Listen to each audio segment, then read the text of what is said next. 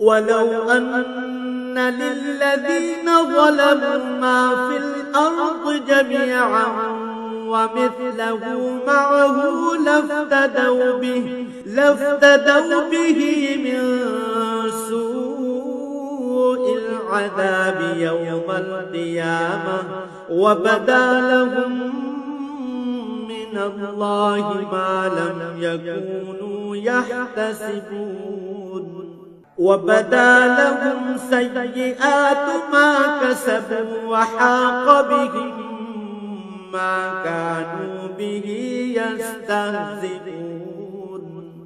যদি এ জালেমদের কাছে সেসব সম্পদ মজুদ থাকে